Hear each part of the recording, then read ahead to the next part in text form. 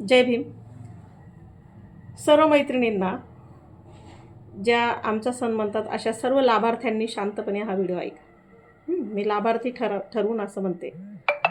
लाडकी बहीण योजना आली किंवा त्याच्यासारख्या अनेक योजना आल्यात का तुम्ही खुश होतात? मी अनेक जणांना विचारलं कार्यक्रमांमध्ये की लाडकी बहीण योजना कोणामुळे आली, तर त्या मला असं सांगतात. त्या हात वर करून कोणीतरी मंत्र्याचं, कोणीतरी मुख्यमंत्र्याचं, कोणीतरी 2 उपमुख्यमंत्री होते त्यांचं, अशी काहीतरी नावं सांगतात. पण मात्र त्याच्या पलीकडे काहीतरी विचार आपण करावा असं मला वाटतं. ह्या सगळ्या योजना तुमच्यापर्यंत येतात किंवा शासन तुमचा विचार करतं, तर तुमच्याकडे देण्यासाठी काय? तर तुमच्याकडे देण्यासाठी मताचा अधिकार. हा अधिकार तुम्हाला कोणी दिला? इथून आपल्याला सुरुवात करायला पाहिजे. आलं का लक्षात? तर लक्षात घ्या, संविधान सभेमध्ये अशी चर्चा चालली होती. काय चर्चा सुरू होती?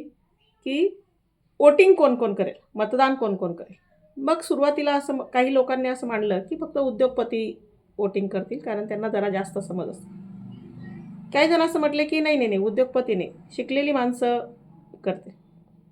काही जण म्हटले की नाही नाही, फक्त वरच्या जातीची, तथाकथित वरच्या जातीची म्हणजे मी नाही समजत वरचं आणि खालचं असं काही, पण जे काही लोक समजतात की आम्ही वरच्या जातीचे वगैरे वगैरे, तर त्यांच्यासाठी तर काही तथाकथित समजल्या गेलेल्या ज्या वरच्या जातीच्या जाती, ते असं म्हटलं की नाही, वरच्या जातीचे, वरच्या वर्गाचे, वरच्या उच्चवर्णीय जी लोक असतील ती फक्त मतदान करते.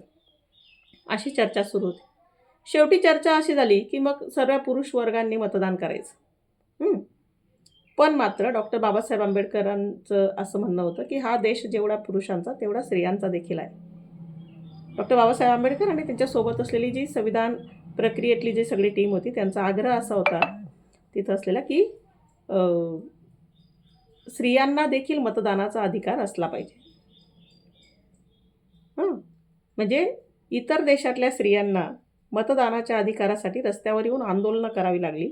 आपल्याला मात्र संविधान लिहितानाच आपला विचार केला गेला. आता तुम्ही लक्षात घ्या, हा अधिकार तुमच्याकडे नसता तर कुठल्या योजना तुमच्याकडे आल्या असतात? त्याच्यामुळे तुम्ही सगळ्यात लाभार्थी आहात. तुमच्याकडे द्यायला मतं आहेत म्हणून तुमच्यासाठी वेगवेगळ्या योजना आहेत, तुमच्या विकासाच्या संधी आहेत. मग तुमच्या आरोग्याच्या असतील, तुमच्या मोफत शिक्षणाच्या असतील, अशा अनेक असतील. त्याच्यामुळे 14 एप्रिल आलं ना, तर त्यांचा सण असं नाही म्हणायचं. आपण सगळे त्याचे लाभार्थी आहोत याचा विचार करायचा. तर मतदानाचा जो आपल्याला अधिकार मिळाला, न भांडता, न आंदोलन करता, न उपोषण करता, तर तो आला डॉक्टर बाबासाहेब आंबेडकर यांची जी इक्विटी त्यांना अपेक्षित होती, समता त्यांना समाजात प्रस्थापित करायची होती, त्या विचारांमुळे तो आला. त्यांनी आपला विचार केला आणि महिलांना देखील मतदानाचा अधिकार मिळाला. कारण आपल्याकडे महिलांना, तुला काय अक्कल असते? अहो, घरात निर्णय प्रक्रियेत घेतलं जात नाही. जिथं तुम्हाला घरात निर्णय प्रक्रियेत घेतलं जात नाही, तिथं या महामानवाने बाबासाहेबांनी तुम्हाला देशाच्या नेता निवडीच्या निर्णय प्रक्रियेत घेतलं. मायबाप तुम्हाला सांगतात लग्नासाठी साड्या निवडा, पण जोडीदार निवडण्याचा तुम्हाला अधिकार नाही. तुम्ही ब्युटी पार्लरवाली ठरवू शकतात. तुम्ही 4-4 तास बसून तुम्हाला कोणता घागरा घालायचा आहे, कोणत्या रंगाचा, ते तुम्हाला ठरवण्याचा अधिकार आहे. तुम्हाला तुमचा जोडीदार निवडीचा अधिकार नाही. तर ह्या देशामध्ये निर्णय प्रक्रियेत पहिल्यांदा तुम्हाला सहभागी करून घेतलं संविधानाने. तुमच्या मताला वेटेज, मूल्य प्राप्त झालं, प्रतिष्ठा प्राप्त झाली. तुम्ही देखील स्वतंत्र व्यक्ती आहात. ह्या देशाचा मालक आहात. जेवढा देश पुरुषांचा तेवढाच देश स्त्रियांचा. एक व्यक्ती म्हणून तुमची गणना केली संविधानाने, डॉक्टर बाबासाहेब आंबेडकरांनी. तर आपण हे जरा समजून घेतलं पाहिजे.